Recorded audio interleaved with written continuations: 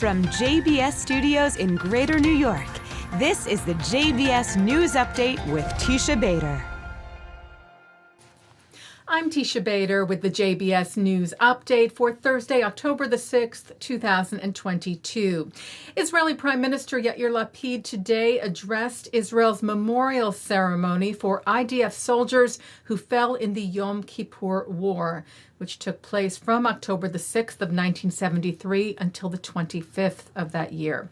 In his remarks at Mount Herzl in Jerusalem, Lapid said, "Out of the great pain of our fallen soldiers, we must flourish as one country.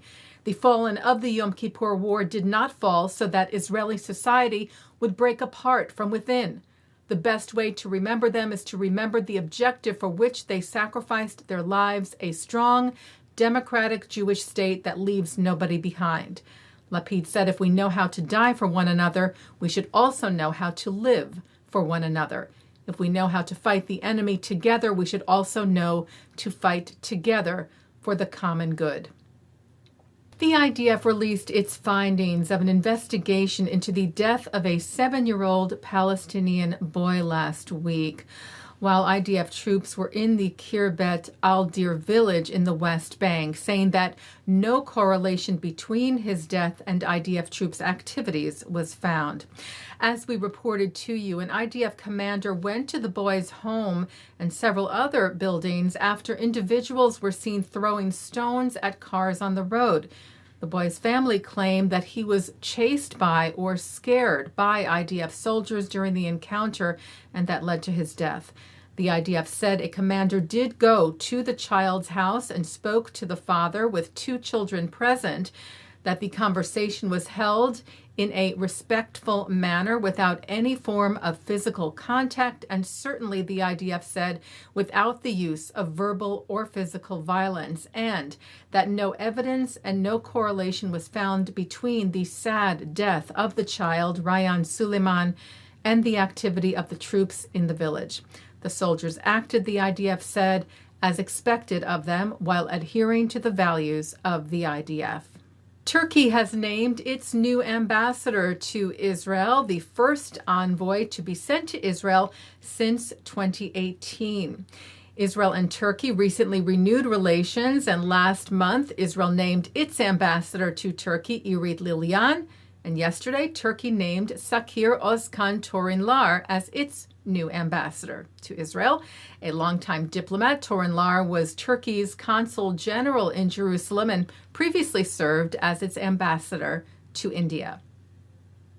Well, some 100 Israelis rallied today in Jerusalem in support of Iranian women, holding signs in Hebrew, English, and Farsi, chanting the words "Women, Life, Freedom." The show of solidarity was co-organized by Jerusalem's deputy mayor, Fleur Hassan Nahum, in Independence Park in the capital.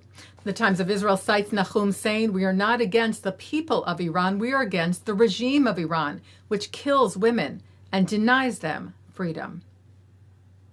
Tens of thousands gathered at the Kotel, the Western Wall in Jerusalem's Old City, for the final prayer service of Slichot Monday night ahead of Yom Kippur, the Jewish Day of Atonement, which began Tuesday night and concluded last night.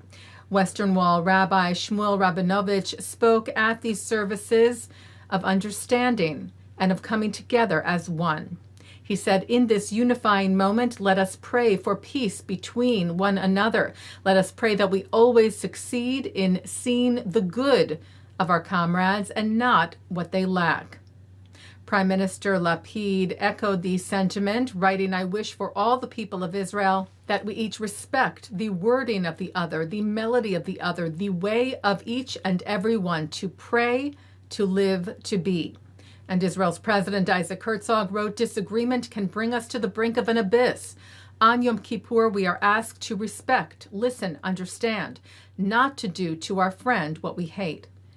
And U.S. President Joe Biden shared his remarks as well, saying at the heart of Yom Kippur is the universal truth that we are all capable of growth and improvement, Each of us has a role to play, not only in healing the wounds we've inflicted on others, but in repairing the rifts in our communities, our country, and our world. Wishing an easy and meaningful fast to all those, he said, who are observing Yom Kippur in the U.S., Israel, and around the world. Taking a look now at our programming for tonight on JBS for Thursday, October the 6th. At 7 o'clock, it's Talmud Study. At 7:30, Alan Dershowitz looks at a recent controversy at UC Berkeley Law School regarding pro-Israel speakers. At 8, Jonathan Tobin speaks to Rabbi Stuart Weinblatt about a shift they perceive in the American rabbinate regarding Israel. At 9, Mark Golub sits down with actor Henry Winkler on L'chaim. At 10 o'clock, Erez Sherman speaks with Noah Eagle, voice of the Los Angeles Clippers and the son of NBA and NFL broadcaster Ian Eagle, about becoming the voice of an NBA team. And coming up next, it's the ILTV's Insider. And that's the JBS News Update for Thursday, October the 6th, 2022.